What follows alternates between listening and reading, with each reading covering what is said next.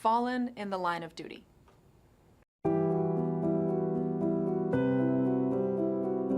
Today, we gather to honor the lives and sacrifices of the 239 men and women of the LAPD who gave everything in the line of duty.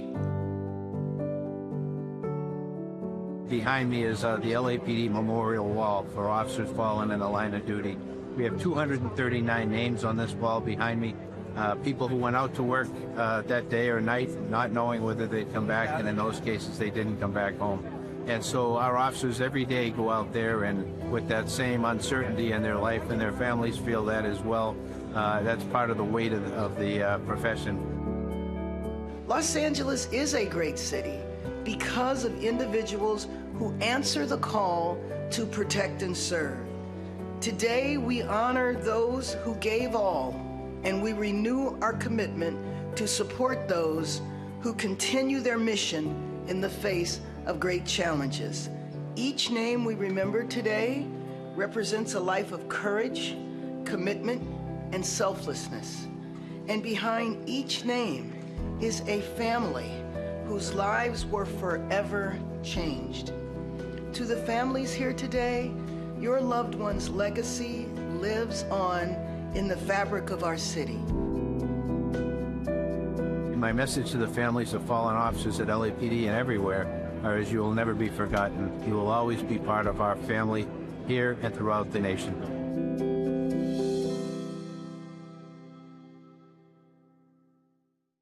A new institute wants to harness the full power of the human immune system. Coupling medical advances with computational power will have many benefits, and in the process will create jobs and revitalize a West Side neighborhood. We're sitting on a campus that's 1 million square feet, and we at the Institute have now taken 500,000 square feet, and we're going to build out what will be, without question, the largest institute in the world for immunology and immunotherapy. So there's several things that make this truly unique. The first one is that in this building, there will be a next generation bioscience artificial intelligence center and a center for quantum computing. And quantum computing is the future, but it'll be like throwing a bucket of gasoline on AI, and AI is what's happening right now. So there is no institute in the world that has those three things. There are any number of fabulous research institutions around the world, and they're working on developing the next pill that you or your father can take every single day for the rest of your lives. We have no interest. Right now, today, there are several vaccines that will prevent you or your children from getting cancer. And my goal in the next year or two is to develop 5 more. We don't want you to get those diseases. We don't want you to get Alzheimer's or diabetes. They're all preventable diseases, and they're all mediated by your immune system. So that's what we're about. This institute embodies a defining characteristic of Los Angeles: innovation. Angelinos are resilient, always dreaming and creating a better future. This is a first-of-its-kind institute in California that will save lives through collaboration. And as a former medical professional, to me, this has particular meaning.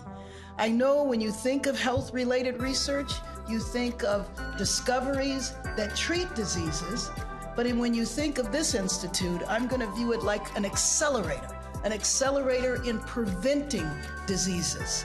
The advancements that have happened in the last 20 years have been amazing. So just think of this institute and how much further we will move the needle here. This part of Westwood has been in decline for 30 years. When we build this out, it will rejuvenate the neighborhood directly. You'll see restaurants open up, dry cleaners, and so forth. The number that's always given is, for every scientist, 10 high-paying jobs are created around that scientist. We intend to have 5,000 people in this building.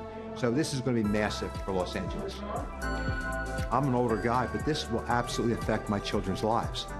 This is going to change medicine. Instead of giving people pills, we're going to give them a vaccination. They're not going to get cervical cancer. They're not going to get liver cancer. They're not going to get breast cancer. This is going to change the world.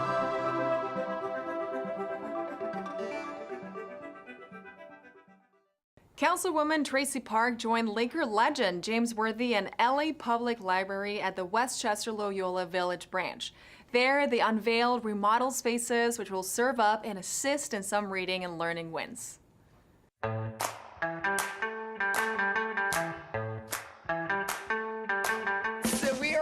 at the Loyola Branch Library here at Westchester Park, and we have this incredible partnership between LA Public Libraries and the LA Lakers. They have redone our reading rooms here in the library. James Worthy himself, the Laker legend himself, is here today reading to the kids. We are really investing in this partnership that is about a love of learning and an investment in our young people in our city. And it's just incredibly fun to be out here today and to see our entire community coming in to enjoy this wonderful new space.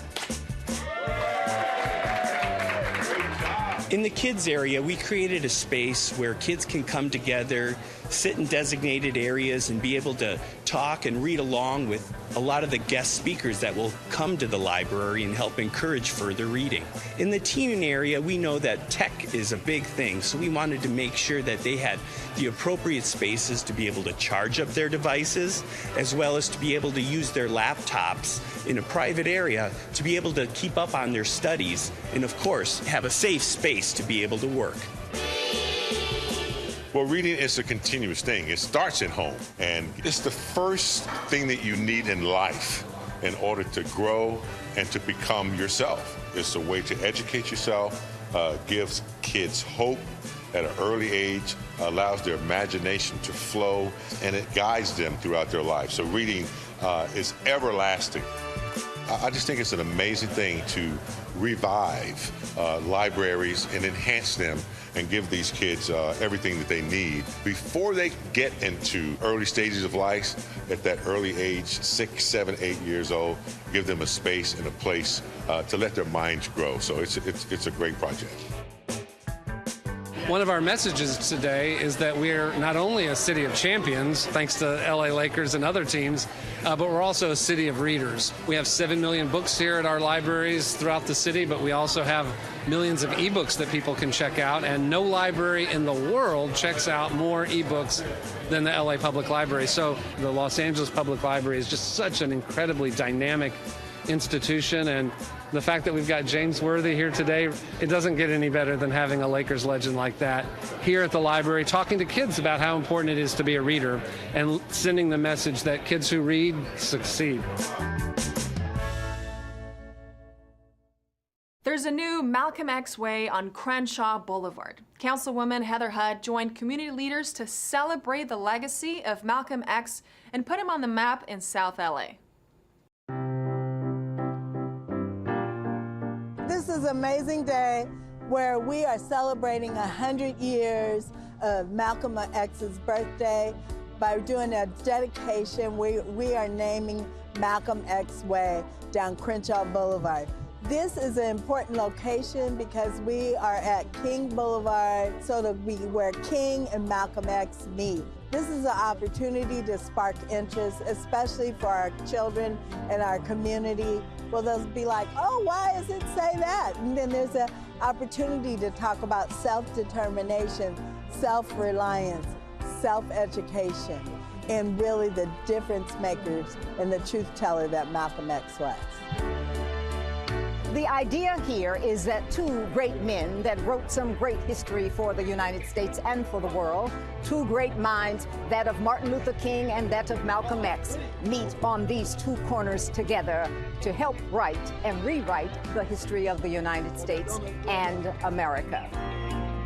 The organization Family, FAMLI, the Foundation for Arts, Mentoring, Leadership, and Innovation, is the founding architect organization that keeps the legacy of Malcolm X alive in the city of Los Angeles. And we've been doing that since 1992. 2 years ago, we realized a dream to bring Malcolm X's name to the street on Crenshaw. And so we now have Councilwoman Heather Hutt to thank, Congresswoman Maxine Waters to thank, Councilman Marquise Harris Dawson and others who helped us to push this through. In honor of a man who gave his life for us, Minister Malcolm X, a human rights leader, not a civil rights leader, a human rights leader. Me being an artist and being a former member of the Black Panther Party in the 60s, it was significant for me to create this artwork representing his image. And it's very important for us to recognize people like Malcolm X, who put his life on the line and his freedom on the line to fight against injustice. Malcolm X said human rights is something all of us are born with. Civil rights is something we had to fight for, bleed, and die for. Civil rights is something somebody gives you. Human rights God gives you. And so every human being that's born should have human rights. The right to freedom, the right to freedom of expression, freedom of speech. And so today, more than ever before, in our lives, we're fighting for human rights. Malcolm X was someone who proved that transformation is possible, that no matter where you start, that you can end in the right place. If you dedicate yourself and have discipline and love for yourself and for your people, understand your history and your culture, and you can do anything. You can turn your life around and the lives of millions of other people as Malcolm did. The geography of Los Angeles brings its own challenges when it comes to flooding. The City of LA's Bureau of Engineering manages the city floodplains and shares its findings and plans with the community at large. Today, the Bureau of Engineering is hosting a public meeting to support the development of the Floodplain Management Plan update. So we're here to both share information with members of the public about the planning process, as well as hear their thoughts and ideas and information from them that will help guide the planning. So there are multiple types of flood risks that exist: riverine flooding, dam failure, sea level rise in coastal zones, tsunamis. Floodplain Management Plan addresses all of them. So recommendations from the public gathered at these public meetings will be incorporated into the planning process. There is a steering committee that exists, as well as an expert consultant team. Together, they will analyze various flood risks and prepare for them, and input from the community about conditions in the neighborhoods and their thoughts and ideas will be directly integrated into that planning process as guided by the steering committee. We really need to hear from residents about their experiences with flooding in their neighborhoods, as well as to convey information about hazards that might be present that they need to prepare for, and how the city is planning infrastructure and policy to help mitigate flood risks. Visit engineering.lacity.gov. Find information on the Floodplain Management Plan there. You'll be able to take a survey and give us input, and also find out about community events. LA Public Library announces the 2025 Creators in Residence. Businesses contracting with the city have a new online business navigator, and LA Civil Rights hosts a housing resource fair for transgender individuals. These stories up next on City Beat.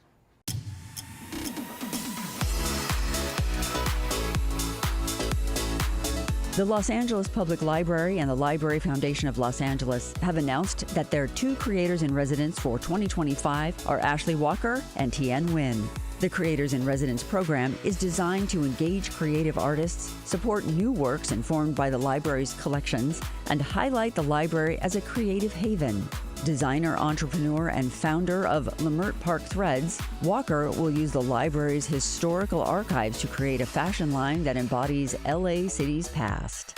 Experienced food writer and journalist Nguyen will expand on the library's menu collection to uncover the histories of people and communities behind LA restaurants. For more information, visit lapl.org/creators.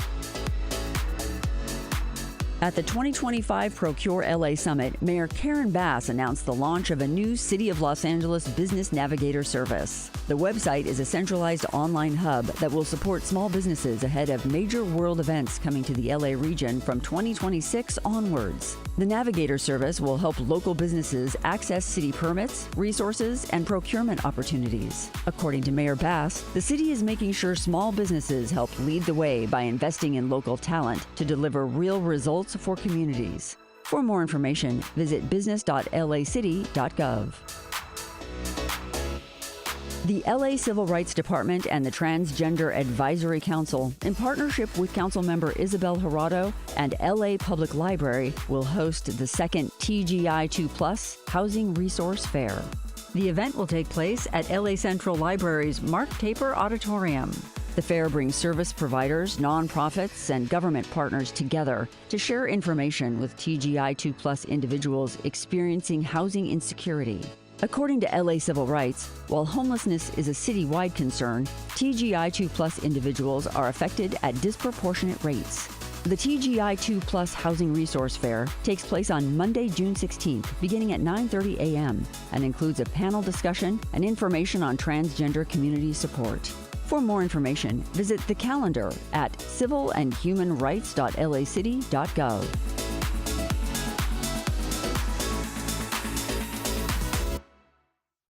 At Woodley Park, it was a happy paw day with Council Member Imelda Padilla and LA Animal Services.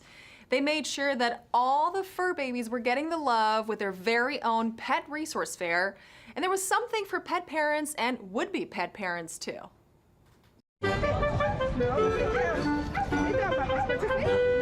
Today, for the first time ever, the 6th District is hosting a Happy Paw Day, which is an animal resource event where we have invited the entire 6th District to come get direct resources for their pets.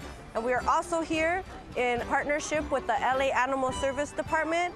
We are also here with some beautiful puppies and animals that are up for adoption so that people who come by can maybe take another cuddly friend home. I'm Martin. I'm from the Michelson Found Animals Better Neighborhood Project. We're in partnership with Imelda Padilla, and we're here to celebrate all these pets and bring all these resources to the community.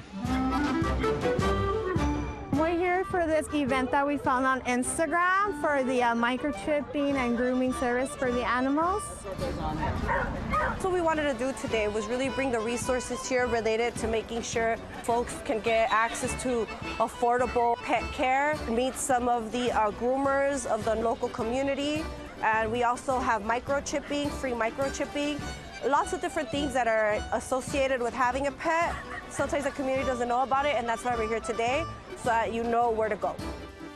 As a pet lover myself, I'm excited that members who feel the same kind of affection and human connection to their dogs or cats or pets. Can I put this in your mouth? Yum, yum, yum, yum. Know that it's a big responsibility, that it also comes with making sure that you take care of their health, that you give them safety. These events are mainly to help us engage with the community, get a better understanding of what the community needs. We want to make sure that we're bringing the resources to you and that everybody remembers that that's what my office is here for. You can always call us. You can always check out our website, us a message on social media, and we will help you find what you're looking for. It's tough to encapsulate all the programs the city's Department of Recreation and Parks has going on. The Salute to Recreation Family Festival was a carnival of fun with selected sports, action, and a preview of the summer programs ahead.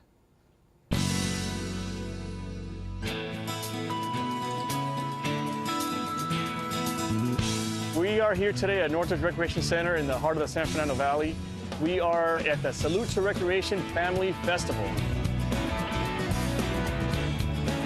We have carnival rides, food trucks, we have a children's area, international stage. We have about 100 arts and craft vendors. We also have a pickleball and volleyball invitational tournament. I'm finding out a lot of information about what for my daughter to do this summer, a lot of stuff that I've been interested in and about sports and summer camps, and it's really cool. Everyone's really friendly and really open. Seeing us come together in community for events together in support of one another really gives us all hope and gives us all something to look forward to. I'm so happy that so many people are showing up to enjoy these festivities. You know, this is a salute to recreation across the city of Los Angeles. So this is celebrating all the recreation throughout the city of Los Angeles. But every year I fight not only to have it in the Valley, but in Council District 12. Parece formidable porque los mantiene ocupados en las actividades que le gusta, por decir a ella. Deberían buscar a sus centros de recreaciones para información porque a los niños les gusta. Today's event encourages the kids to come out and to do family of fun events. That's all I could say.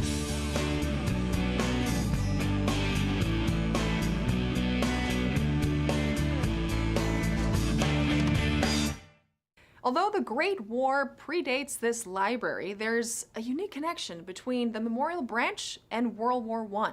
More than a century on, this branch library pays tribute to the past while supporting the current community.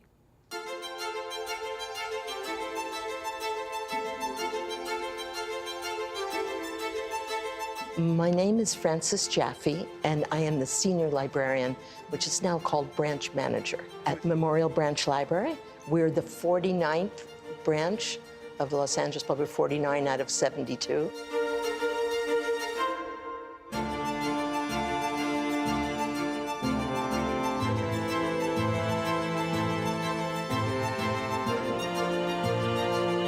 The Alumni and the Student Body Association commissioned these stained glass commemorations to 20 alumni who perished in the Great War.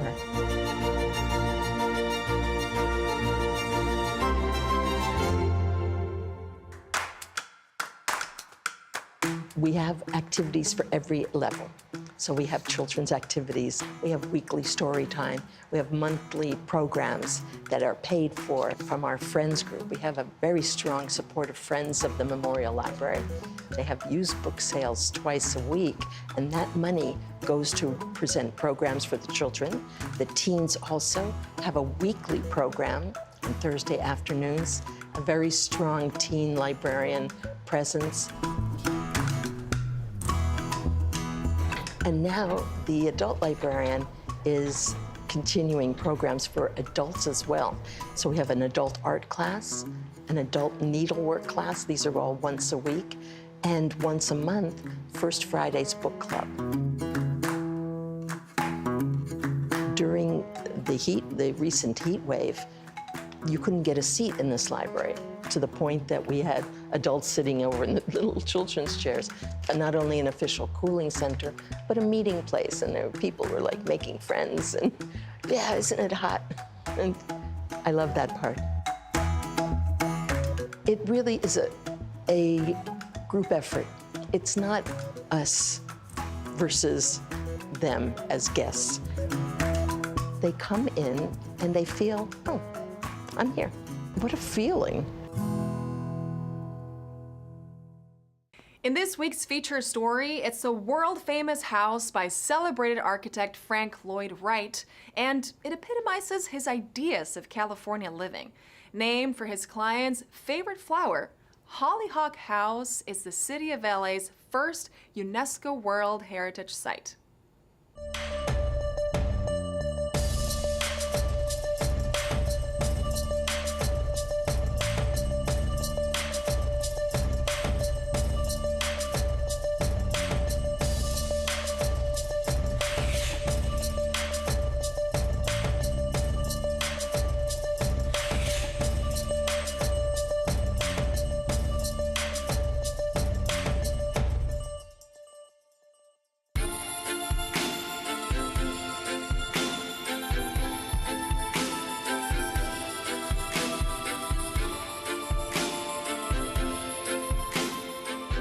Hollyhock House is Frank Lloyd Wright's first Los Angeles commission. He's probably America's most celebrated 20th century architect.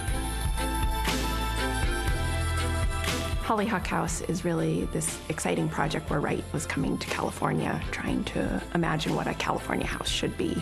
Wright described it as California romanza, and romanza being a musical term meaning free form. It really is a romantic embrace of the natural beauty, the creative freedom that LA represents. We are the city's only UNESCO World Heritage Site. It speaks to the importance of this site. We are the only cultural UNESCO site in California. We're joining the Redwoods and Yosemite, two natural sites, as California landmarks with this designation.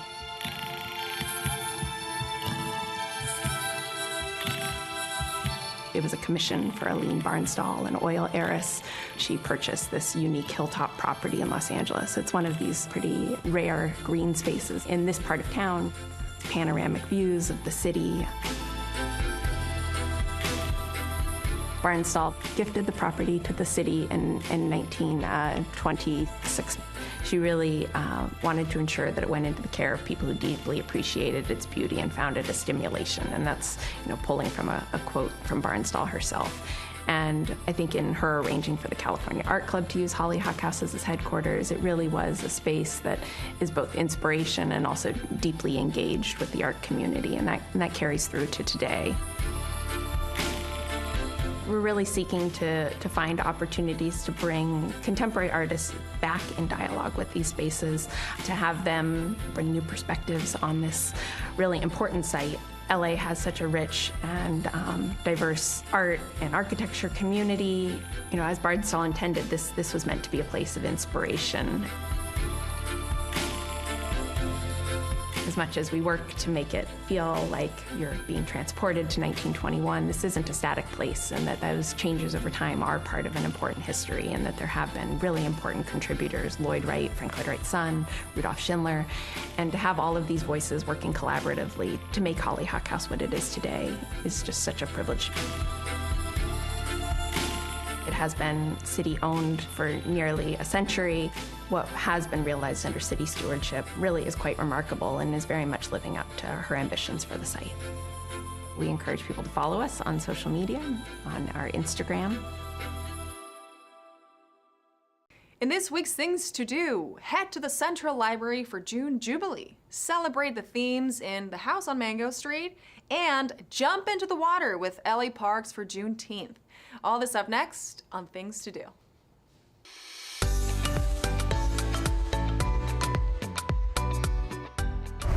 Join LA's Public Library for June Jubilee, a celebration of Black excellence, on Saturday, June 14th. The third annual June Jubilee welcomes everyone to a day of joy and inspiration with speakers, workshops, entertainment, and family activities. The day begins with a water blessing and continues with performances by African drummers, choirs, and dancers. From health and wellness to genealogy and technology to arts and crafts for all ages, there's something for everyone. Celebrate African American culture and contributions at this fun, family-friendly fair. June Jubilee, a celebration of Black excellence, takes place at the Central Library on Saturday, June 14th from 9:30 a.m. until 4 p.m. For more information, visit the June Jubilee page at lapl.org. Join El Pueblo at the birthplace of Los Angeles to celebrate 40 years of the book The House on Mango Street. Written by Sandra Cisneros, The House on Mango Street is on the National Endowment for the Arts' Big Read. El Pueblo invites everyone to celebrate the book at a community program on Saturday, June 14th. There'll be art activities based on themes in the book, a tour of the America Tropical Interpretive Center, and an Adobe brick-making workshop. Join El Pueblo for the Big Read on Saturday, June 14th, beginning at 11 a.m. For more information, visit elpueblo.lacity.gov/events.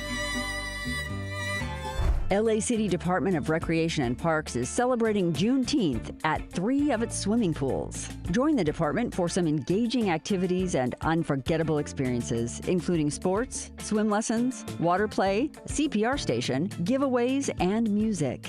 Float over to Algin Sutton Pool for a Juneteenth celebration on Thursday, June 12th at 1 p.m. Make a splash for Juneteenth at Celeste King Pool on Friday, June 13th at 3:30 p.m. And dive into Juneteenth at the Van Ness Pool on Saturday, June 14th, beginning at 1 p.m.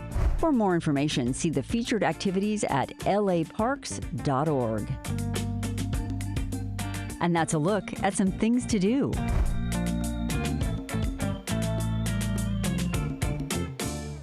And that's all for this week. I'm Natalia Bilbao, and from all of us here at LA This Week, thank you so much for joining us. Remember that you can watch us online anytime at lacityview.org, and we're also on Instagram, Facebook, X, and YouTube. See you next time for more LA This Week.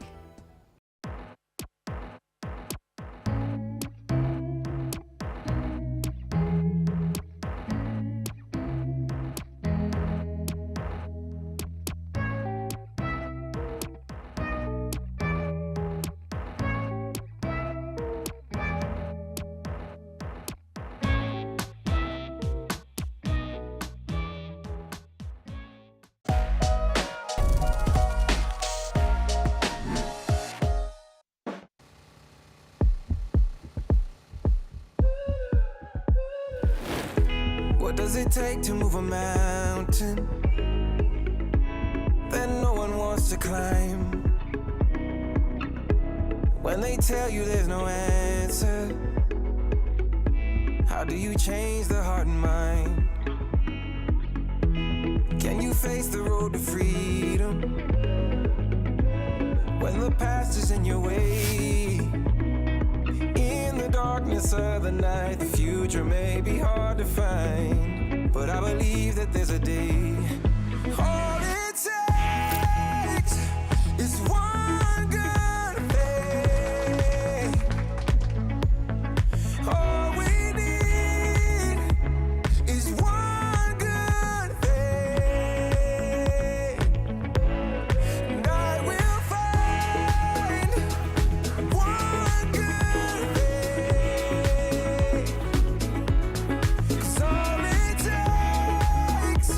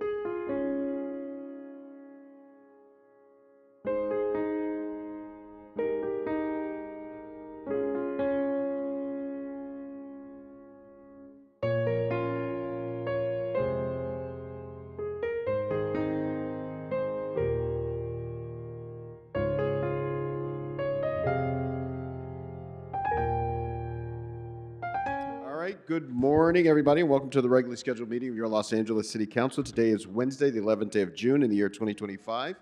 My name is Marquise Harris Dawson. I serve as president of this council. Public comment for today's meeting will be taken in person in this chamber. Madam Clerk, can we begin our proceedings by calling the roll? Yes, sir. Blumenfeld, Harris, Dawson, Hernandez, Hutt, Gerardo, Lee, McCosker, Nazarian, Padilla, Park, Price, Rahman, Rodriguez, Soto Martinez, Yaroslavsky, 13 members present and a quorum, Mr. President. All right, first order of business.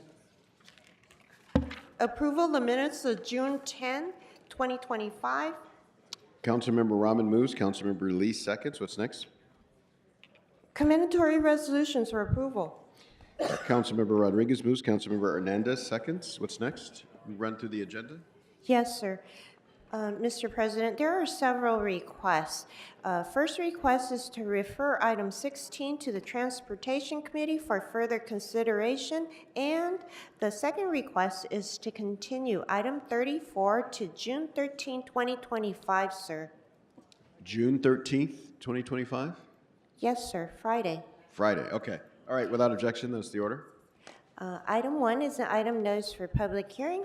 Items 2 through 12 are items which public hearings have been held.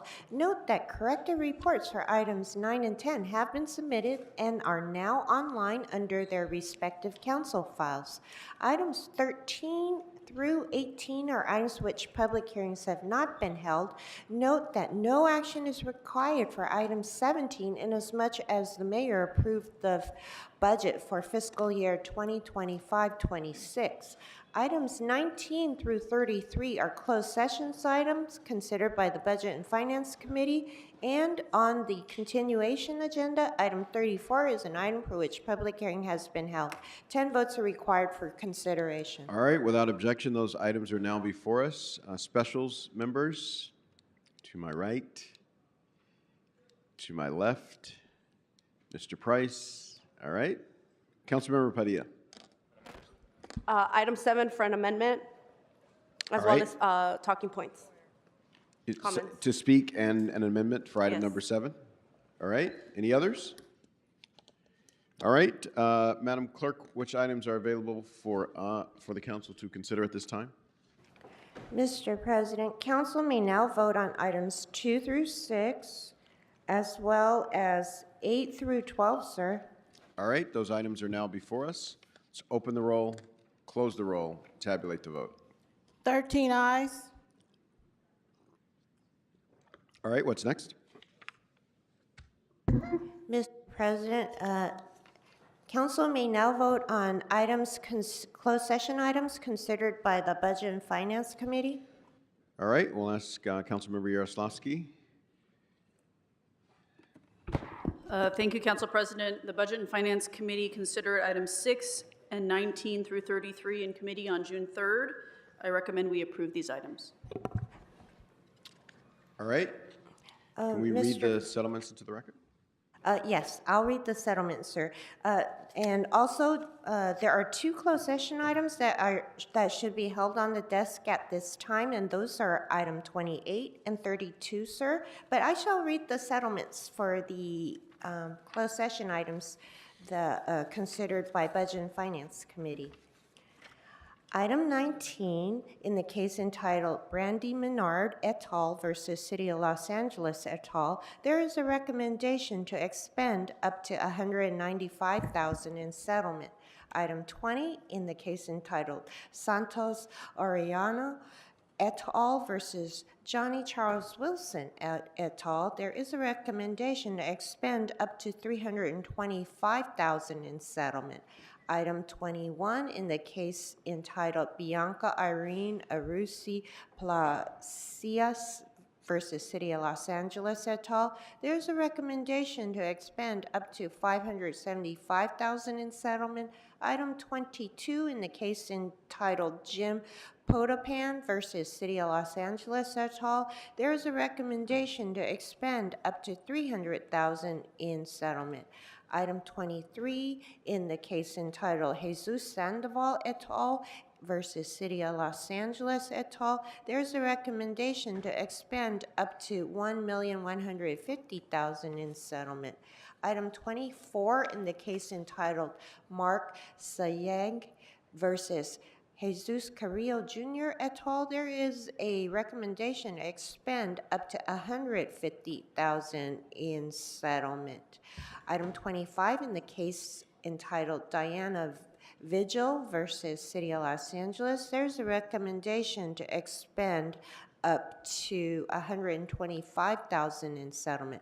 Item 26 in the case entitled Suzanne Carney versus City of Los Angeles et al., there is a recommendation to expend up to $826,000 in settlement. Item 27 in the case entitled Elizabeth Greenwood versus City of Los Angeles et al., there is a recommendation to expend up to $500,000 in settlement. Item 29 in the case entitled Herbert Orlando Allen Jr. versus Marin Alfredo Contreras et al., there is a recommendation to reject the offer of settlement. Item 30 in the case entitled Anthony Dillion versus City of Los Angeles, there's a recommendation to reject the offer of settlement. Item 31 in the case entitled Florence Medical Center Incorporated versus City of Los Angeles, there is a recommendation to reject the offer of settlement. And finally, for item 33 in the case entitled United States of America ex rel. Mei Ling and Fair Housing Council of San Fernando Valley versus City of Los Angeles, there is a recommendation to expend up to $129,405.06 in settlement. All right, those items are now before us. Let's open the roll, close the roll, tabulate the vote. 13 ayes. Councilmember Yaroslavsky. Thank you, Council President. I'd like to add item 5. We also considered that at the same council meeting, and I recommend approval of item 5. It's PD overtime. It's been approved already. Okay, It's great. been approved. Thank you so much, Madam Chair. What's next? Next, council has public comment, sir. All right, we'll ask the city attorney and clerk to prepare us for public comment.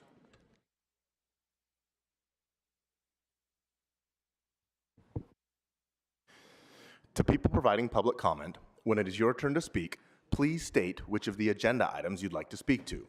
You will have 1 minute per item, up to 3 minutes total for the items open for public comment. We will tell you when your time is up. When speaking on the agenda items, you must be on topic. Our goal is to get through as many speakers as we can.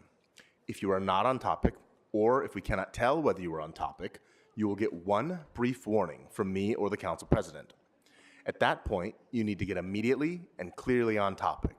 If you do not do so, or if you again stray off topic, you will forfeit the rest of your speaking time and we will move on to the next speaker.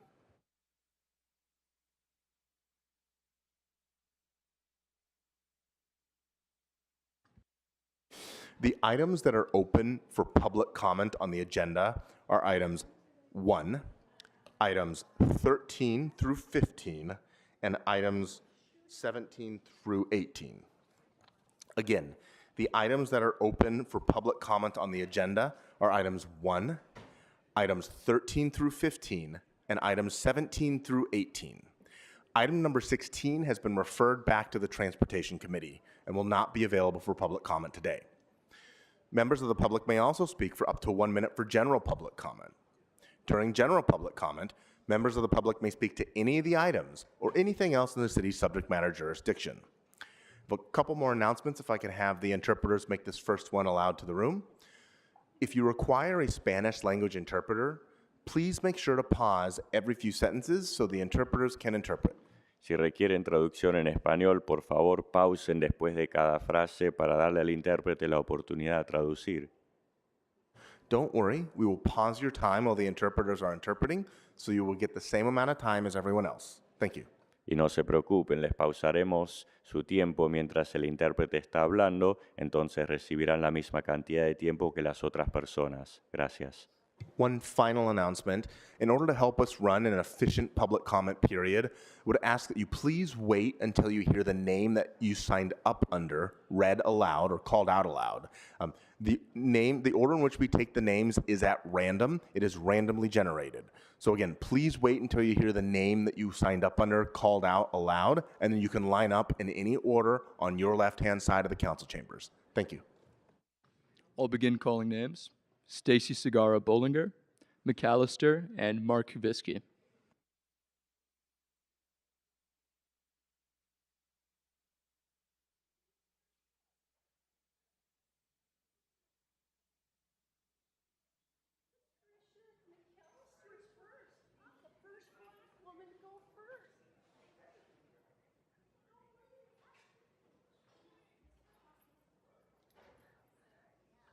Good morning. You have 3 minutes. Right to be Hold heard on, under the First Speaker. Amendment. This is not, your time has not started yet. You know the rules, so do not disrupt me again. This is your first and only formal warning. So, Speaker, you have 3 minutes for the items and 1 minute for general. Before you begin, I just want to let everybody know this is a general warning for the public comment period. For those of you who are new or who are joining us virtually, please keep in mind that you may hear some offensive comments made.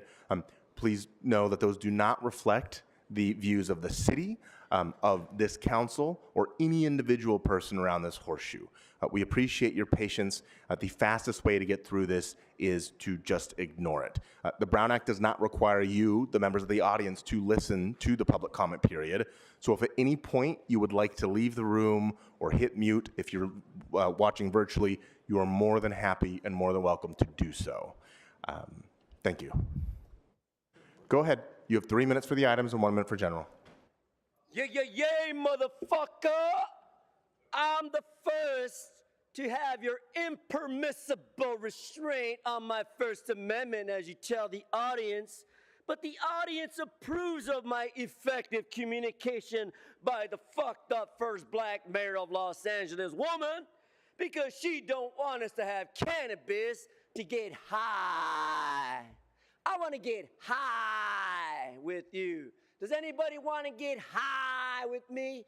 Well, let's talk about this. Guidelines of the process according to blah, blah, and Mana cow over there. Moo.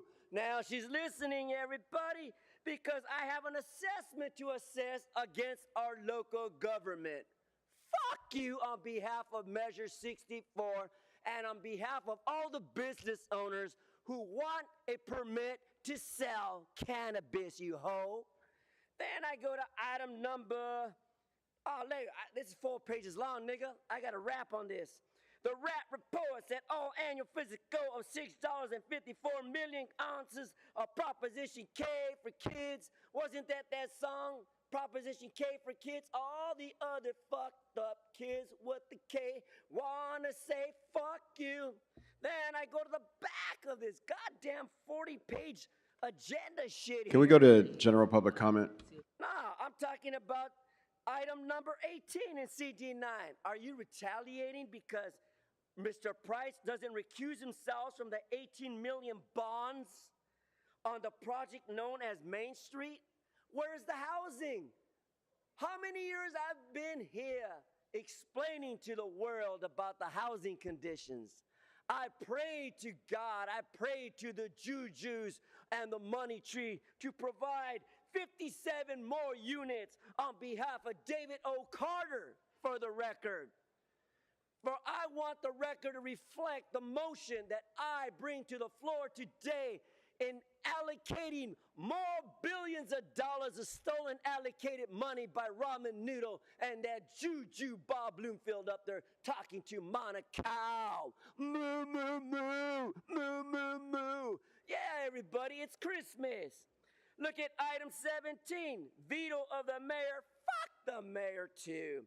Item 15, Bloomfield and Lee. Fuck them too on both those two names. And look at item 16, communication from the administrative officer. Fuck Matt Zabel on behalf of David O. Carter, a federal judge and a federal probe against LA Housing and LA County ripoff machine. Next speaker. Mr. Herman, I will remind you that you have already been warned today, and your time has expired. I get 3 + 1 is 4. Okay, sorry. You have 1 minute for general public comment. Go I ahead. need my time back. Now that I have a diamond ring, it will shine on the city of criminal corruption and terrorism.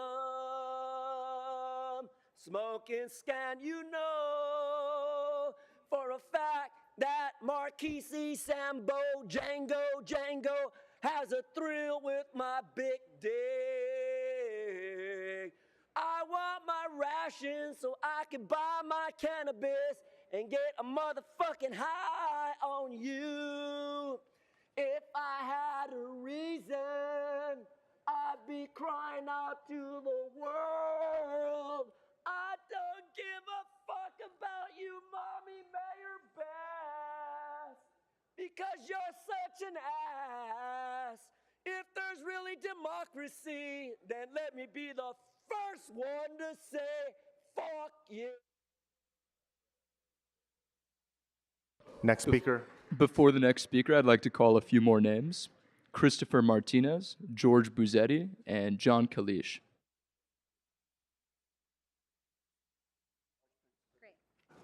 Good morning, Speaker. Which items would you like to speak to? All items and general public comment, please. Okay. You have 3 minutes for the items and 1 minute for general public comment. Go ahead. Great. I guess I'll start with item 14.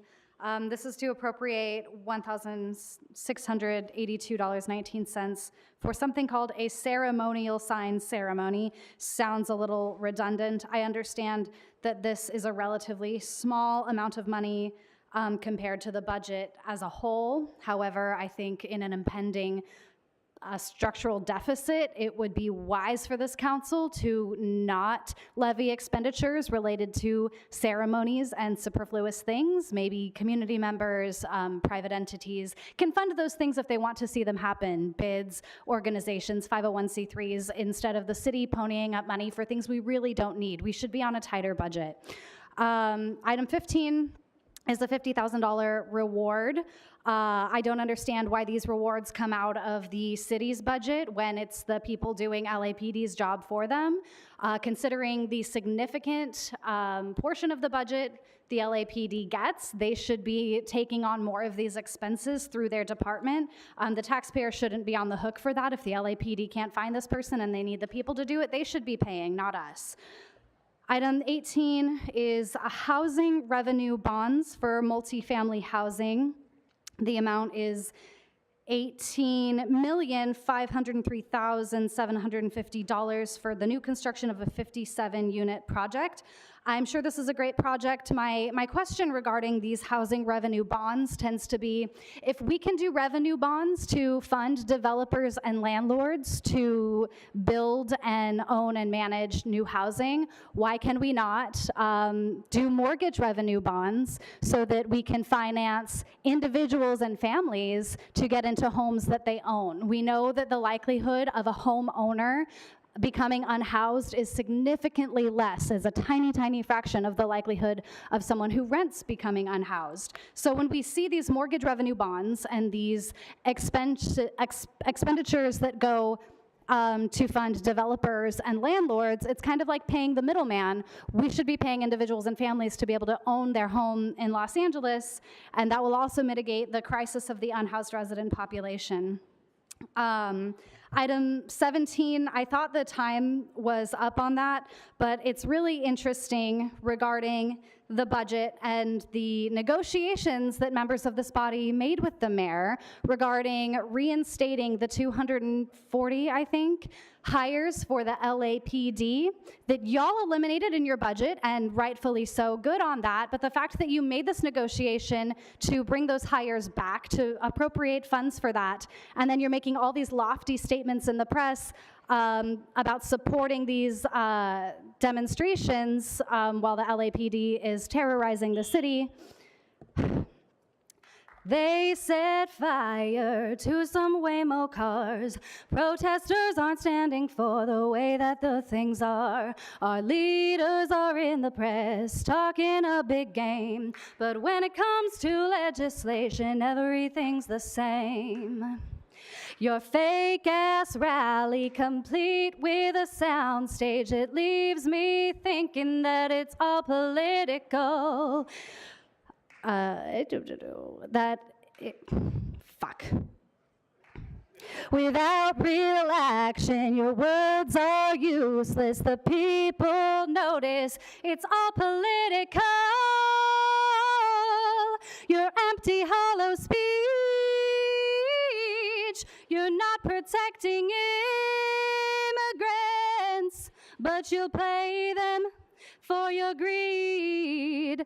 Isabel, why are you putting Luz Aguilar on paid leave? You should be supporting her. Before the next speaker, I'd like to call a few more names. Suarez Fuentes, Harriet Elliott, and Karen Peterson.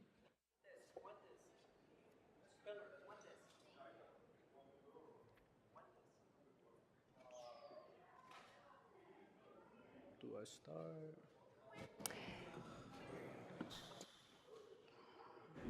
Good morning, Speaker. Which items would you like to speak to? All items in general comments. Okay, so you have 3 minutes for the items and 1 minute for general. Go ahead. Good morning. My name is Christopher Martinez, social equity applicant. Just wanted to make some statements. The DCR in their study hasn't provided any processing timeline that could provide a comprehensive understanding of their how much it costs for them to review our applications, making it impossible to validate whether the increased fees and staffing will address the bottlenecks. We're being asked to pay without any evidence that it will lead to measurable improvements.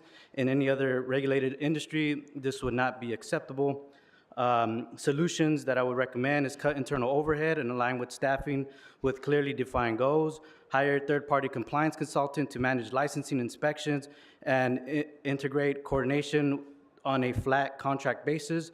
This would deliver predictability, reduce redundancy, and create a performance-based accountability, and immediately publish accurate processing timelines for every license, type, and stage. Without that, this entire fee study is speculative at best. The system isn't just underfunded, it's broken. More money won't fix it. It needs to be rebuilt with efficiency and cost saving at its core, just like the current operators have been forced to operate under the current industry. It makes zero sense as to why the DCR insists on charging me $542 to include a DBA to my license when the LA Department of Finance and the State Department of Cannabis Control does it for free. Can we pause this time DCR for a wants second? to charge over $2,000. Speaker, your time is paused. So we have to give everybody about the same amount of time. So you've requested all items, but I believe you're only talking about one of the items related to the Department of Cannabis regulation. If you like, you're more than welcome to talk about it during general DCR public also wants to comment. charge $2,000 just to change my ownership when it's free at the state hold level. on. But you've exhausted your 1 minute on that item. So would you like to move to general to continue talking about this? Yeah. Okay. Yeah, I'm going to go to general. Okay. So 1 minute for general public comment. 7, 8, 11. It's because they approved it already. We can't speak on it. Folks on this side, the west side of the room, this is your first warning you guys are for running disrupting my the time. meeting. And sir, you standing up with the blue tie, that's your first warning. This will be your last warning. You'll be excused from the meeting should we So I have still got to 7 in general then. stop for another disruption. 7, 8 in general. So Okay. you guys kind of, so I'll finish it up. Yes, 7, I 8. see it now. So just as a request to the audience, it is extremely helpful if instead of saying all items, you let us know generally, especially if you're going to talk about 3 specific items, which items you would like to talk about. So I see 7 and 8 on there. I believe you had about a minute, so you've used... That was more than a minute 45 left. Speaker, hold on. So you have used a minute and 20 seconds of those 2 items. So I'm going to ask the clerk to start the clock. We're going to let it go down to 20 seconds. That'll be your 2 minutes on the DCR items. And then if you'd like at that point, we can move you to general public comment. So let me know when I can begin? So clerk, if you could start the clock over at 1, I'm going to stop you at 20 seconds. And if you'd like, we can move to general there. So go ahead. Here, giving me 1 minute. Aren't I supposed to get a minute and 20? You told me So I've given this instruction multiple times. What we're going to do, this is the last time I'm going to say it. Okay, but so it's running. There was only 2 items, I believe, that are related to the Department of Cannabis regulations. That's 7 and 8. You have already used 1 minute and 20 seconds of your initial 2-minute period. So we're going to start the clock at 1 minute. I'm going to tell you at 20 seconds because you're going to get 40, you're going to have a total of 2 minutes for those items, the same as anyone else. At that point, if you would like to, you can move to general public comment where you will have an additional minute. Understood. So we'll start at 1 minute again. Okay, so just to try to reiterate, the fees are ridiculous. There's no reason why the DCR should be charging me 542 times more than what the state of cannabis control charges me to do a name change. Like I said, they also want to charge over $2,000 just for me to update my ownership information when the DCC, the state, doesn't charge me 1 cent. I'm going to adjust to my general public comments. I want to start off with, me llamo Christopher Martinez, soy hijo de inmigrantes mexicanos. I just wanted to let you guys know what I saw at the LA Times report. Los Angeles school police will start a safety perimeter around campuses and school events, including graduates, to keep federal immigration agents away from students, employees, and families during school official events starting Monday. The announcement was made by Superintendent Alberto. It comes amid widespread immigration raids in Los Angeles, including one on Monday at the Home Depot adjacent to Huntington Park. District leaders have frequently been circumspect. Please help the immigrant community. Thank you.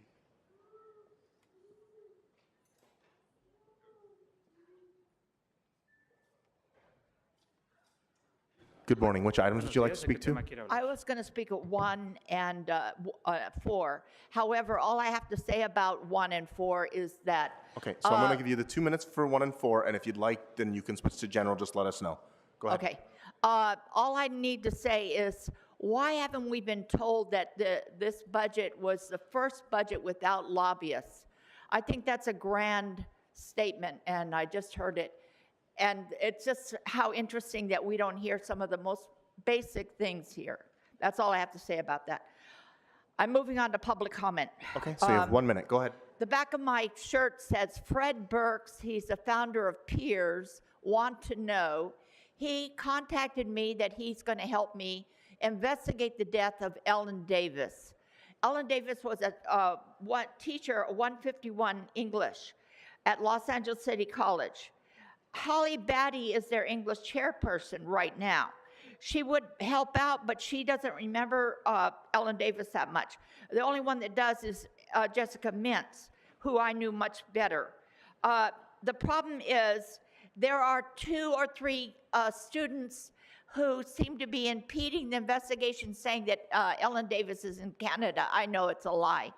But how they got Fred Burke not to help me is just by stopping his email. This has happened before with the trans named Mackenzie. Stop the email.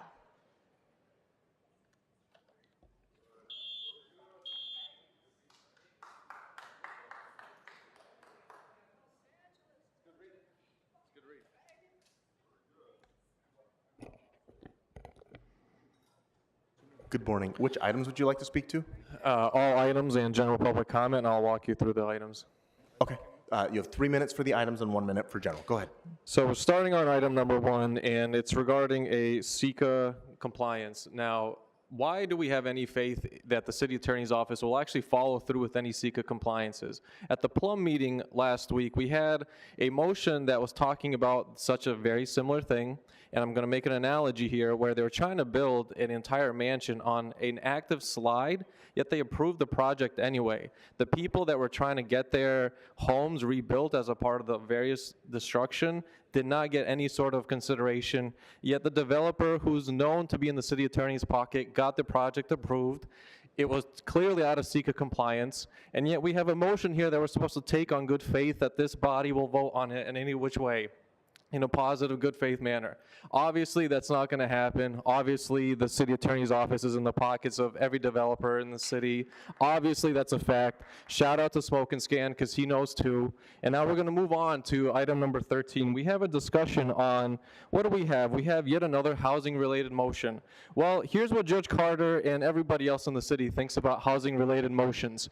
One of the top names mentioned in the giant fraud case that's against the city is in fact Bob Blumenfield. Repeatedly, Bob's name was brought up on how he is very well known for aiding and abetting, colluding with the various developers to not give proper consideration and use that money to line the pockets of their nonprofits and launder it all. So congratulations, Bob. Your name is repeatedly on the transcript. You officially made legendary status, and I hope to see you one day in prison when I'll visit you for a commissary. You can definitely count on that. So moving on now to item number 14, right? Item number 14, we have the labor costs associated. Well, what do your staffers think there, McOsker, of the cut that's coming to their salaries? How do you think I know all this information? How do you think I get all the insider leaks? It's your own staffers. It's your own staffers telling me all this information. It's your own damn staffers, because they're fed up with the fact that they're getting their salaries cut. They're fed up with the fact that you guys are a giant criminal gang.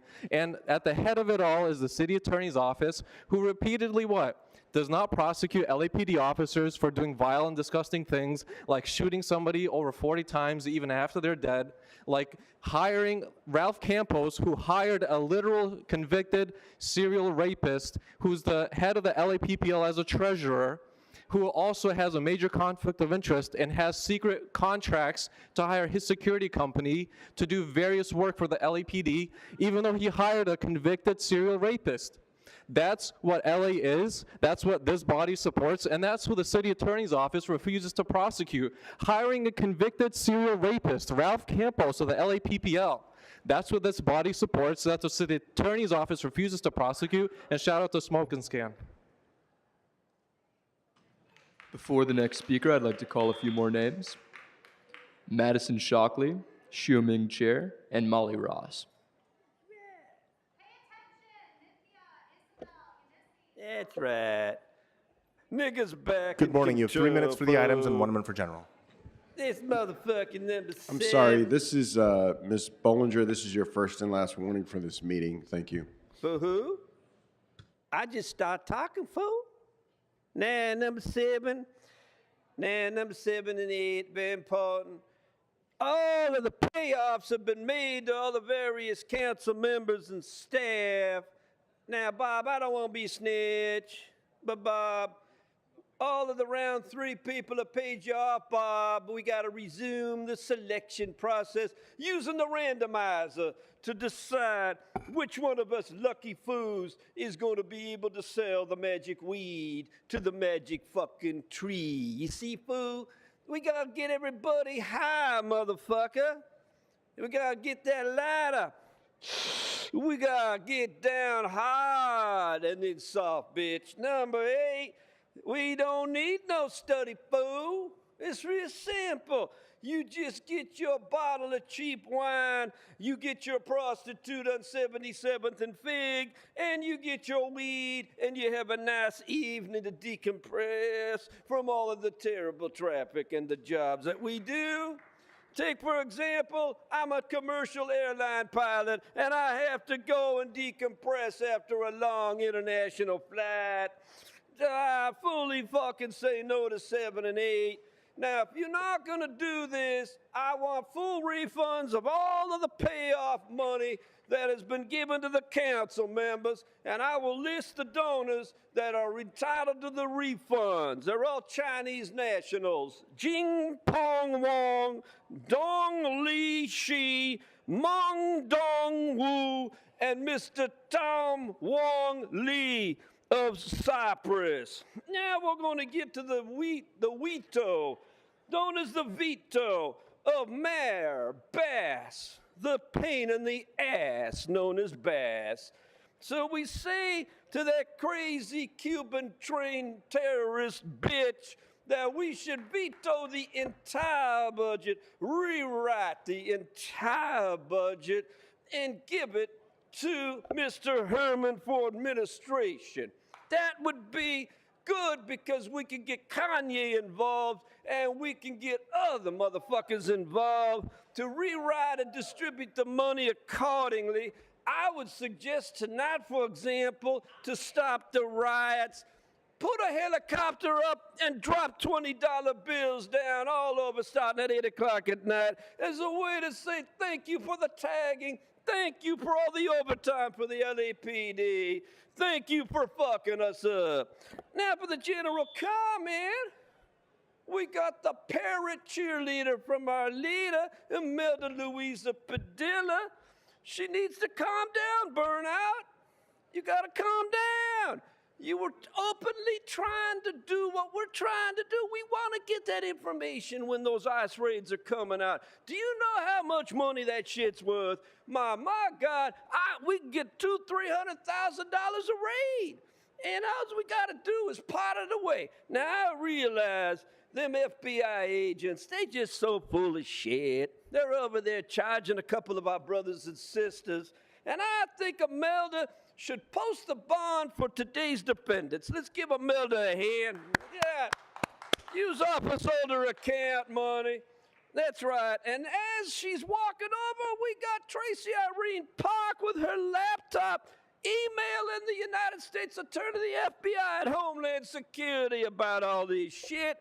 So keep up the good work, Imelda. Send me that information, and we'll get these motherfuckers to stop raiding our goddamn business.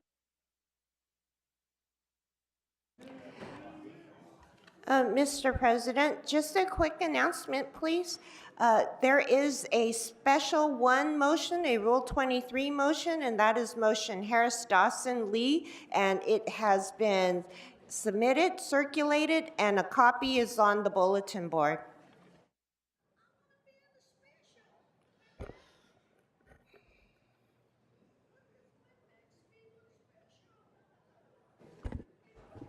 Good morning. Which items would you like to speak to? General public comment, and I'd like to speak to 7, 8, and 11. Okay, so you have 3 minutes for the items and 1 minute for general. Go ahead. Thank you. My name is Madison Shockley, social equity owner of a dispensary in South Los Angeles. I'm also the co-chair of the Black Los Angeles Cannabis Council. We represent over 20 social equity and Black-owned dispensaries across the city of Los Angeles. And we're entrepreneurs that you all should be proud of because we've survived the gauntlet of the social equity program for all these years, and we've contributed tremendous taxes to the city of Los Angeles. And we've been overtaxed. One of the items that you guys just passed was to not double tax the tax. That's something that passed at the state a year ago, and the city has been continuing to tax the state tax when calculating the tax that we pay. And so that's finally being changed. But what about the last year or the last few years that's been happening and we've been overtaxed? We need to be made whole for that. And then I want to speak to number 7 today, pausing round 3 of the social equity program till 2025. This is a good idea because we shouldn't bring people into a system that's broken and crushing people. This needs to be fixed and cleaned up before we bring new licenses into this system. So that's a good thing. But we still need to have this lottery round, and there's also licensees that are still haven't transitioned to annual licensure. So along with this, what needs to be done is extending temporary approval, temporary licenses for social equity until 2031. That needs to go along with extending the social equity program to 2031 like you guys are doing now. Item number 8.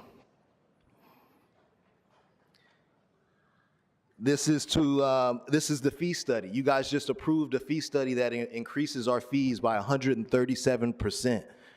When the Department of Cannabis regulation is broken and everything they do is delayed by 6 months to a year, and it's been crushing our businesses, and you guys just approved to pay them more money. And everybody's salary there just went up by 10%, as it's done for the last 5 years. These increases are to make up for the 10% increases that they've gotten every year for the last 5 years. And you guys just approved that on our backs while we're being crushed right now. just so you know what's happened with that vote. Item number 11.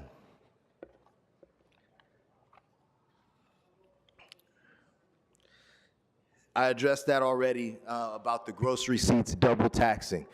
There is a motion called the Social Equity Reform and Market Stabilization Motion.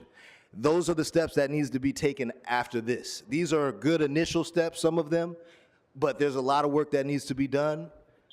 Please pass the motion of solutions that we put forward. Thank you.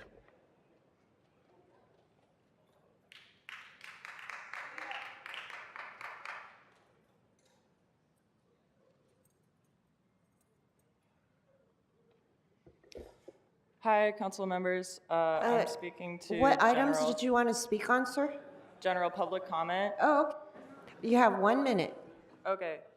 I would really appreciate it if you guys would actually listen. I'm sorry, I know there are a lot of people who come here to waste your time, but I would please entreat you to reconsider whether LAPD should be allowed to be present at ICE raids.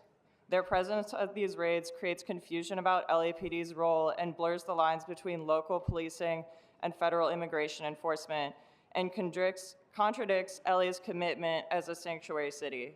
Also, LAPD can avoid complicity with the unconstitutional actions of the federal government, especially if it does not wish to further erode trust within its communities that it aims to protect and serve. ICE has been engaged in unconstitutional actions using militarized tactics and violence to terrorize LA communities. LAPD does not have to be involved in these violations of the rights of Angelenos, and by being present during ICE raids, many of which are carried out without judicial warrants, LAPD becomes complicit in actions that violate constitutional protections. Thank you.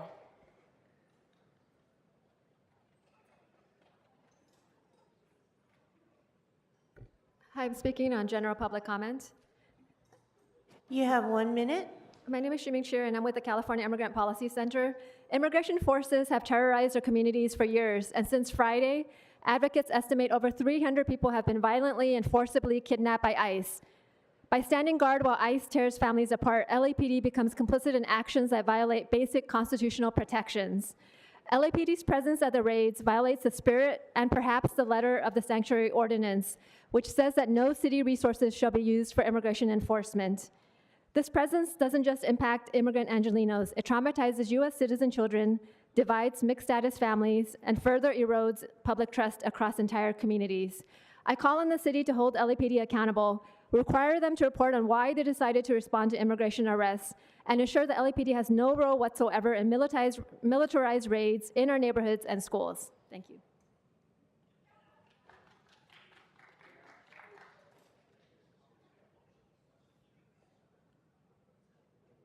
Hello. Speaker, what items would you like to speak on? Public comment, 7 and 8. You have 2 minutes, as well as public comment, 1 minute. But start with the items now, please. My name is Luis Rivera. I'm a social equity applicant and license holder. Also, I represent Social Equity LA. We're here with hundreds of people making sure that the DCR does not approve the fee study. The City of Los Angeles and the DCR and Social Equity Program has failed its mission. The DCR has inhibited and crippled cannabis owners in LA with high taxes, outrageous and arbitrary fees, and excessive processing timelines. And now the city is approving a fee increase and raising wages. This is fraud and violates the city's full cost recovery requirements. The DCR needs to be regulated. We ask that you reject the audit and reject or audit the proposed fee study, and until an independent third party can conduct with public input, especially social equity owners like myself. And if it's passed, that you do not use the GoBiz grant money to cover these inflated fees. Please reallocate all state grant funding directly to social equity license holders and not increase in salaries. And please lower taxes and provide tax relief so that legal businesses can survive and provide the tax revenue the city needs. On to public comment. I thank you guys for your efforts that you've done so far to support the immigrant and undocumented community. This is not about policy or politics. It's about human beings, families, and community. And I'm proud, I'm a proud immigrant, and I ask that you do what you can to immediately get ICE out of Los Angeles, stop the raids, and protect the peace, and make sure to hold LAPD accountable. Thank you.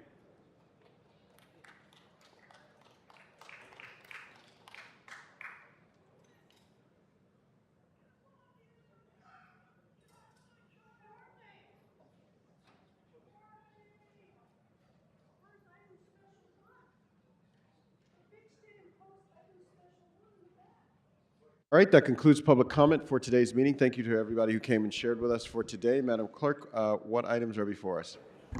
Mr. President, council has items 1, 13 through 15, as well as 17 and 18.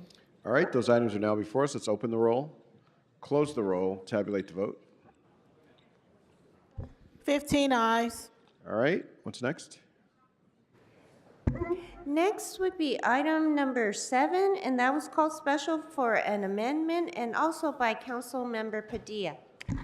All right, Councilmember Padilla. All right, all right. It should be circulating. Oh, the amendment is still circulating? Oh, that's right. You know what? No. After discussing with the city attorney, it looks like we have to continue it to the 17th. All right, that item will be continued till June 17th without objection. That'll be the order. What's next? Next would be closed session items 28 and 32, sir. Okay. Councilwoman Rahman. Actually, I'm sorry. That was a mistake. 28 by itself, and then 32 would be next. So 28, shall I read the settlement for 28, sir? Yes. Okay, 28, in the case entitled TL versus City of Los Angeles et al., there is a recommendation to reject the offer of settlement. All right, Madam Clerk, there's language on the board that is entirely different for what you said for item 28. So I just want to clarify that we're talking about the same 28. That's it?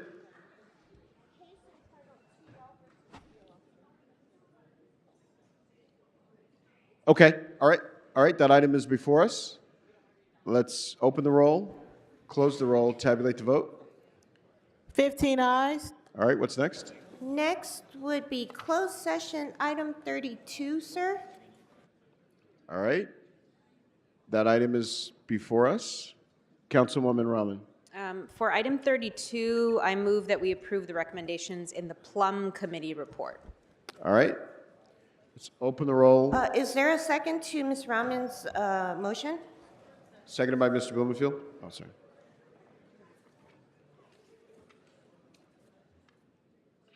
Are we ready to go on that one, Madam Clerk? Yes. All right. So, Okay. Let's open the roll on that item, close the roll, tabulate the vote. 15 ayes.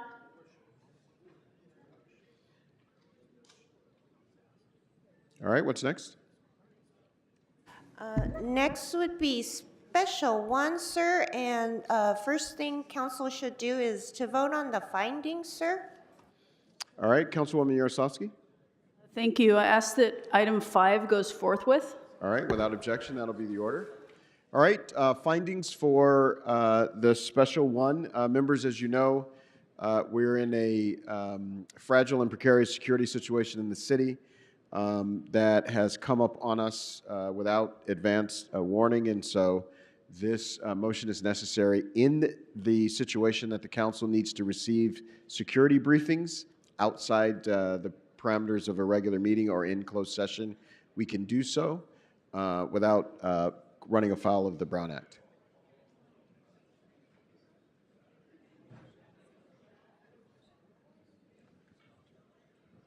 All right, so can we open the roll on the findings? Close the roll, tabulate the vote. 15 ayes. All right. Now the item is before us. Let's open the roll. Close the roll, tabulate the vote.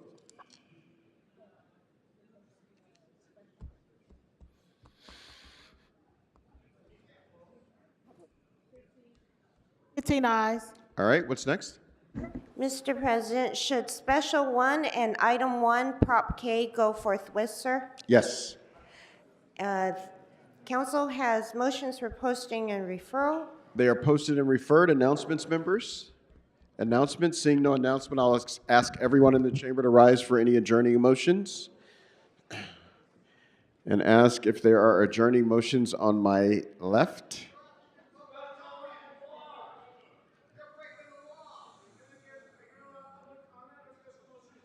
Sir, you are disrupting the meeting. This is your first and last warning. We're in adjourning motions. Any adjourning motions to my right? Seeing none, Councilmember Padilla, I'm sorry. I don't have a slide for this as it was only announced through social media recently, but I do think it's important that we adjourn in the memory of Brian Wilson of the Beach Boys. It's a sad day. I know that I will be mourning him playing his greatest hits.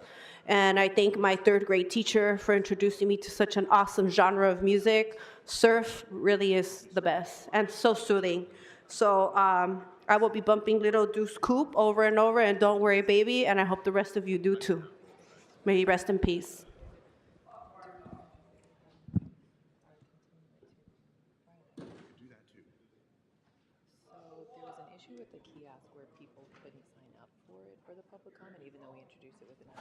Hold on, members. We're getting an update from the city attorney.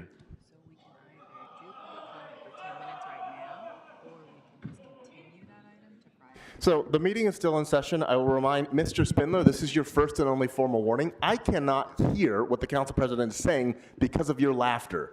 If you disrupt this meeting again, and I believe, George, this is your first and only warning as well, you'll be subject to Rule 7 and Rule 12 and be eligible for removal from this meeting.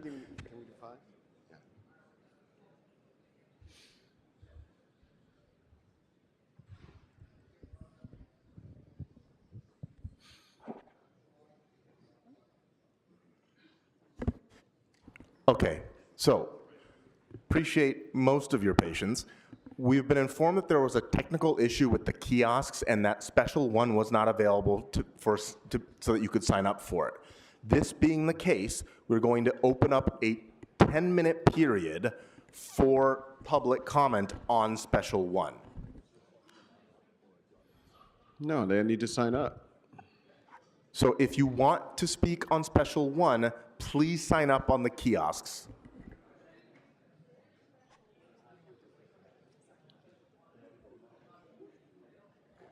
And in the interim, Mr. President, I recommend that we reconsider Special 1 as well.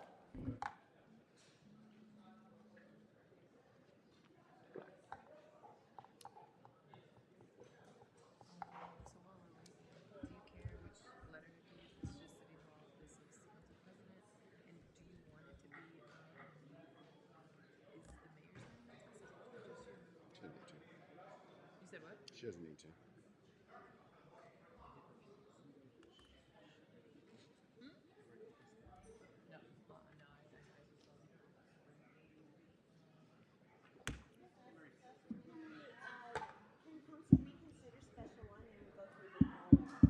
Well, we're not going to do the findings because it is on the motion, so there's no need to ask for that. Instead, can you consider that final vote? Oh, just the one vote, not the findings.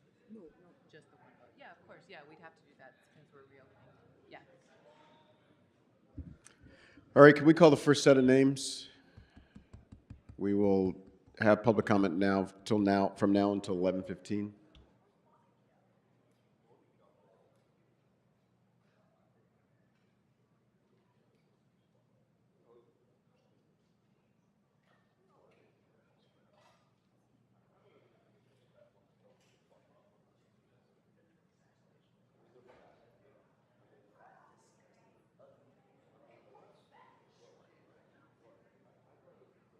Mr. President, council should reconsider Special 1 in order to accommodate the public comment, sir. All right, let's open the roll on reconsideration. Close the roll, tabulate the vote. 13 ayes, 1 no.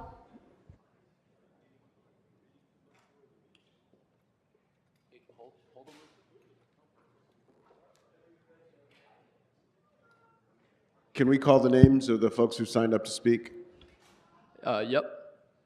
TJ, George Buzetti, and Ian Jameson.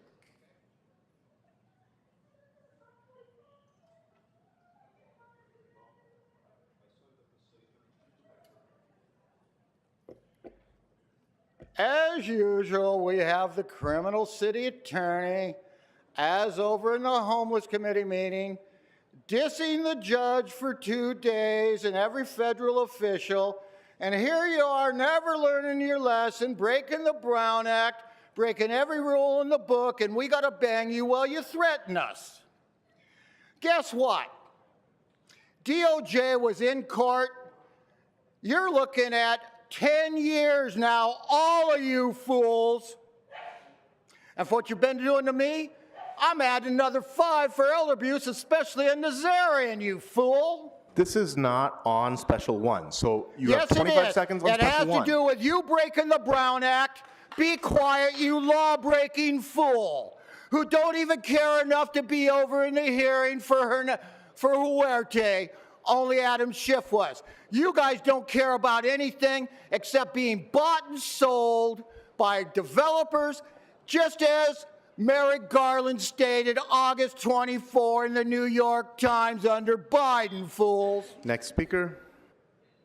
Eat that one.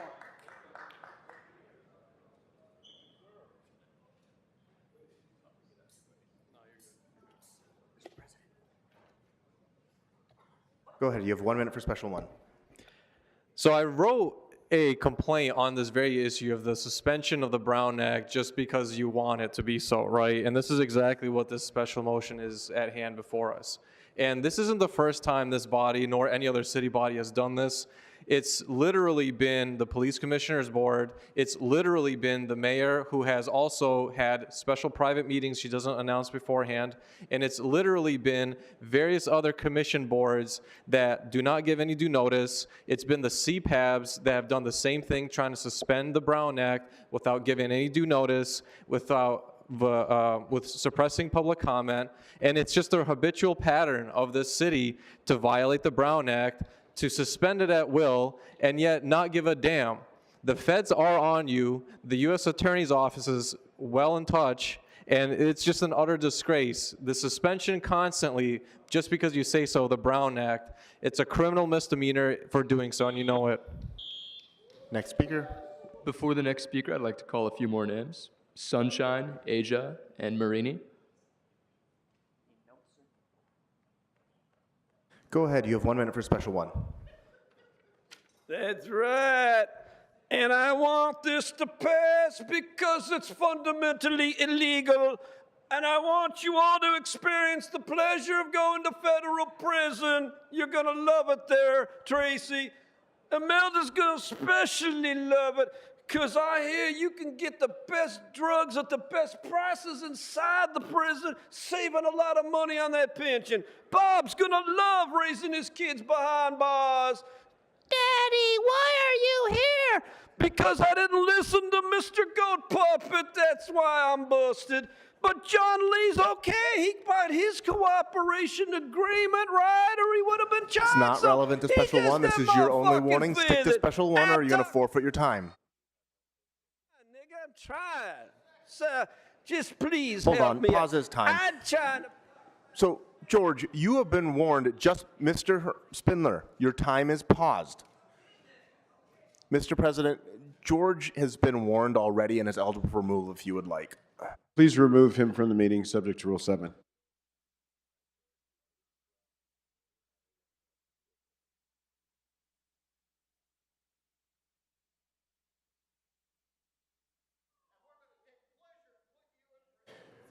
So, George, you have been ordered removed from this meeting.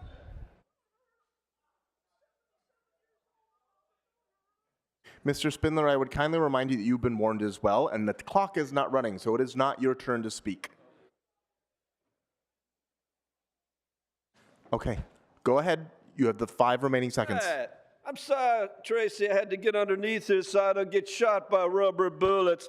Fuck the motion. See you in jail, motherfucker. And your time has expired. Next speaker.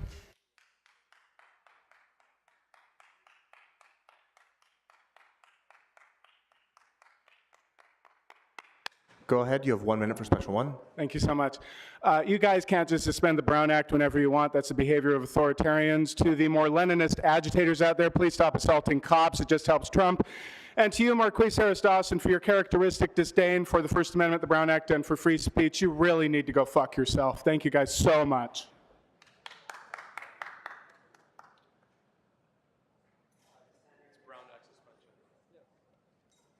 Hey, what's up, City Council? My name is Sunshine.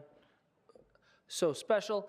My friends, don't hide from the process. We really need to see you. It's bad leadership to create a system where you can go get around the public's view of what you're doing. We really need you to shine for us more than anything right now in the city. This is the time to do everything completely transparency and not putting yourself into a place where we can't see exactly what's going on. It's imperative that your leadership is on the front lines right now, not in some hidden secret room talking amongst yourselves on how you're going to maneuver the people. So please make it possible for us to see that you guys are shining. Sorry, can you pause his time? Mr. Herman, you have also been warned already, and Mr. President, Mr. Herman is eligible for removal if you would like. Please remove Mr. Herman, subject to Rule 7, immediately. Thank you. And to be clear, you're being removed and warned because you are disrupting the public comment. I cannot hear what Mr. Sunshine is saying because you're yelling to the audience.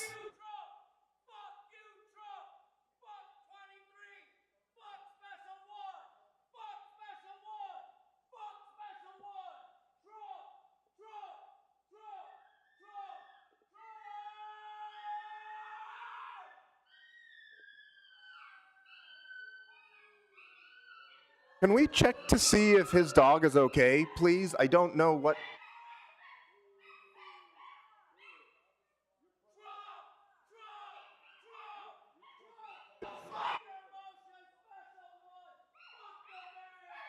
Mr. Herman, I would note that, one, you've been removed. Two, your yelling appears to be upsetting your own dog.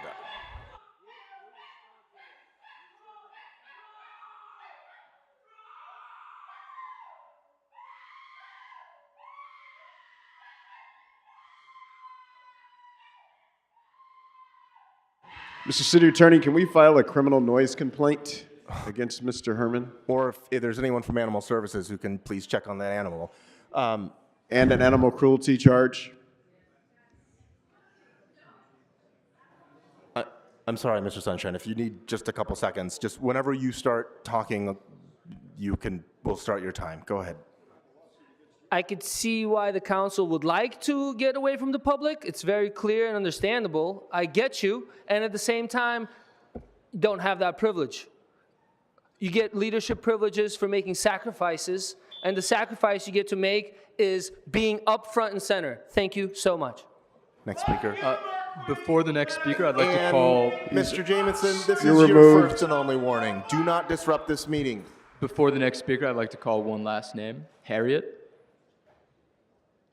Good morning, Speaker. You have 1 minute for special one. Go ahead. Good morning. I'd like to speak on special comment. I think that it's unfair for you guys to try to revoke the Brown Act. We come down here weekly to tell our stories about our struggling cannabis businesses. My name is Asia Allen, and I represent BLACC, the Black Los Angeles Cannabis Council. And again, speaking on what was earlier, removing the tax on the gross receipts, thank you very much. But all the debt that we have been put in, in this limbo stage is hurting us. We're in a state of emergency. The cannabis industry is in a state of emergency. We need help.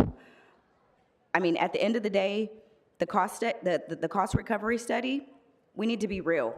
Why are we raising any fees? We're barely hanging on. We're drowning. The grant money that were promised over a year ago, I just got it, okay? 2 years later, 2023. All right, that concludes public comment for this item. Madam Clerk, what's before us? What is before council? A special one, sir. All right, let's open the roll on that item. Close the roll, tabulate the vote. Nice. There's a request to send special one forthwith, sir. Without objection, that'll be the order. That concludes our business for today. We are adjourned. Thank you so much, everybody.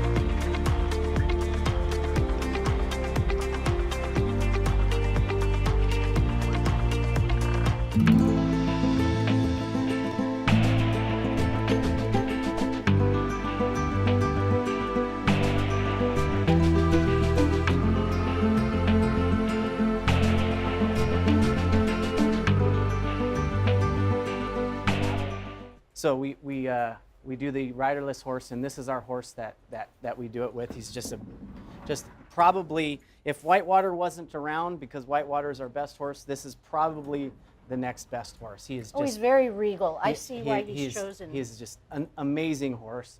Does everything really, really well. Hi, Stetson. He is the centerpiece for that riderless horse detail. Thank you for your service.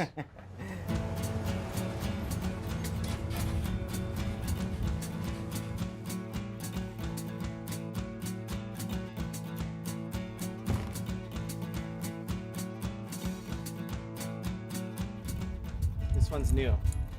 Just turned 6. He's been here for maybe a year.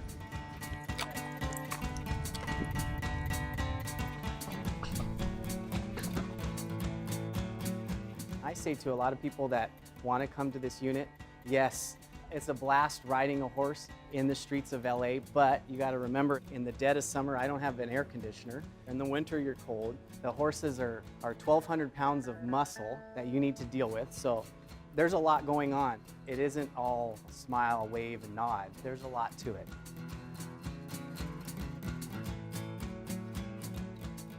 We will try the horse for 30 days, testing it from A to Z. We'll start it with just interacting with the other horses, to maybe walking them in the streets, having buses go by. Somebody a little bit more experienced, like myself, will take them in the streets to teach them what in the world to do in the streets. We're training all the time when we're out working in the streets, so I'm not just nonchalantly walking around for no reason. No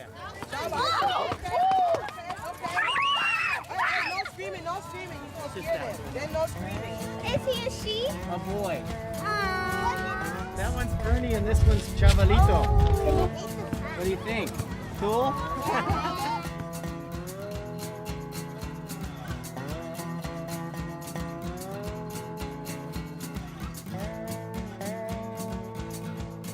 You get a lot of kids that say, this is the first time I pet a horse, this is the first time I've seen a horse. And they just love it. And then, and the best part is this is the first time that they see a horse, and guess who has it? A police officer. How cool? How neat is that? What are you looking at? You didn't think you were gonna get to do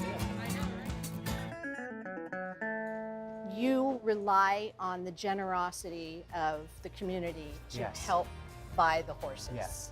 Is there a reason that is? Yeah. The Los Angeles Police Department pays for our facility and the feed and this and everything else, but we fundraise to purchase more horses. A couple times a year, maybe once, we'll have a open house where we open our doors for everybody to come see our facility. We put on a big show out in the arena. We do fundraise to purchase more horses, yes.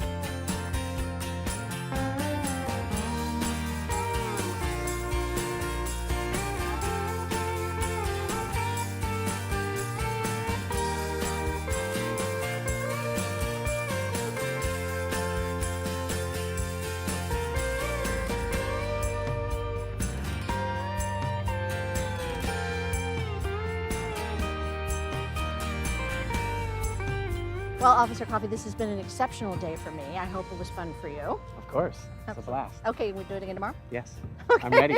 Are you ready? All right, next time I get to get on a horse. Good. I don't know what sort of, red tape we have to get through, but that's what's going to happen. We'll work something out. All right, all right. Well, thanks so much. You're welcome.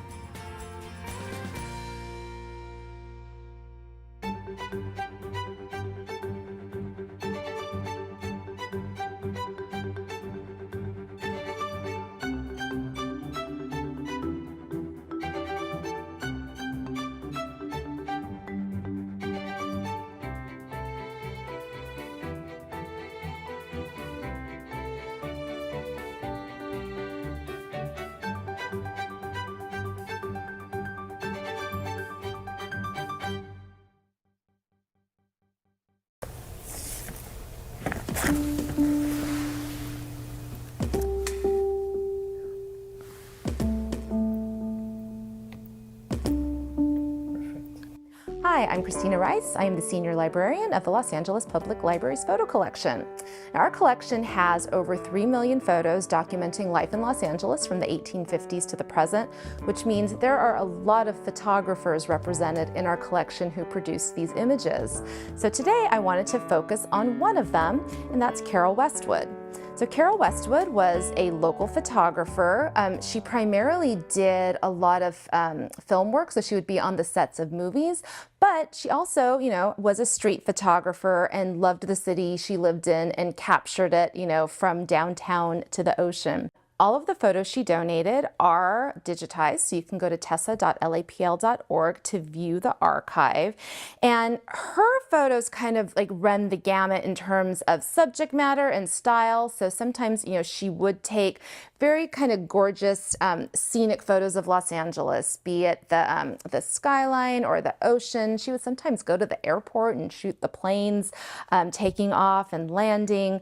But she'd also, just get into her car and just shoot the city from her car. And so here's one example of that. So it's Main Street, it's the Skid Row area, where you can actually see her car, and you can also see the side mirror. So that's how you can kind of identify and get a sense of where she was. So there are a lot of interesting photos like that.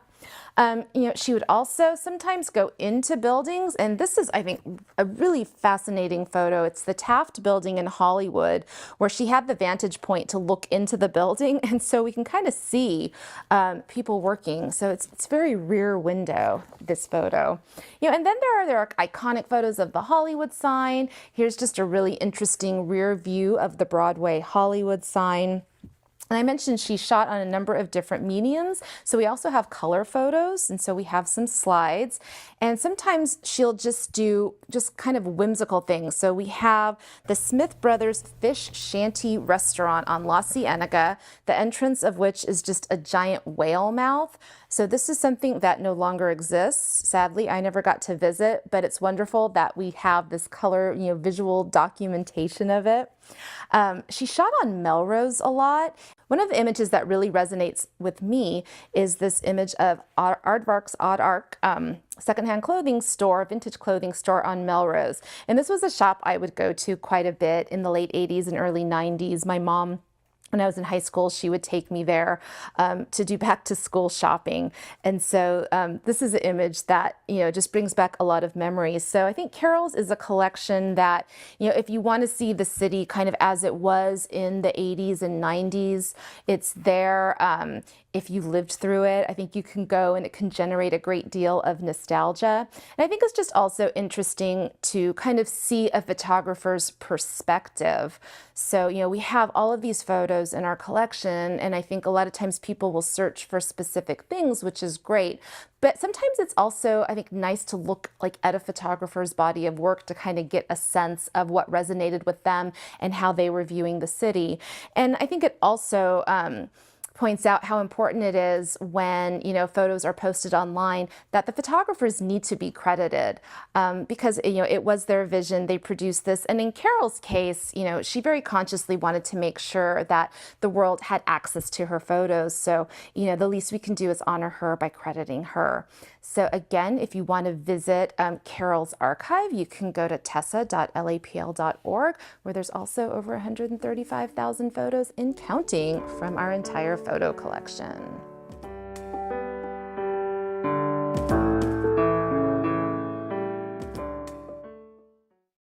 the smell of tuna was all over San Pedro. I mean, it was just, it was part of the neighborhood.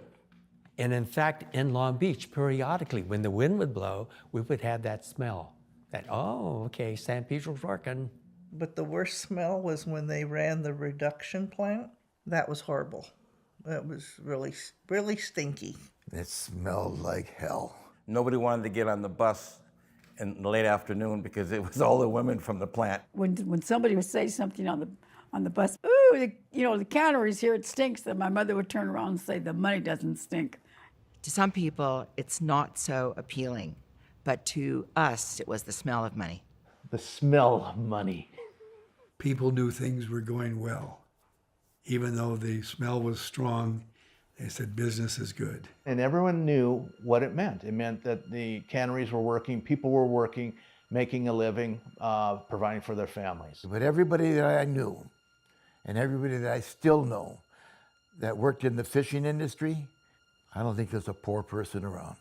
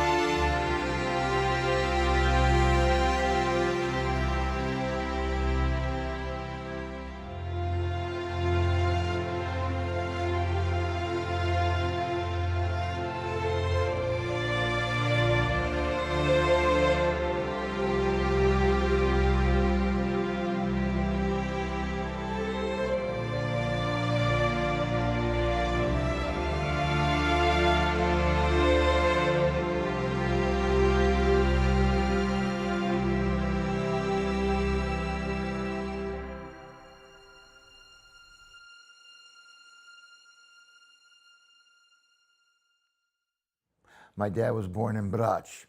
He came here when he was 16 years old. He was a cabinet maker, boat builder. He was asked to come to work for Starkist. My grandfather, Joseph Michael Martisich Sr., came to the United States of America as a young lad of 14 years old in 1903.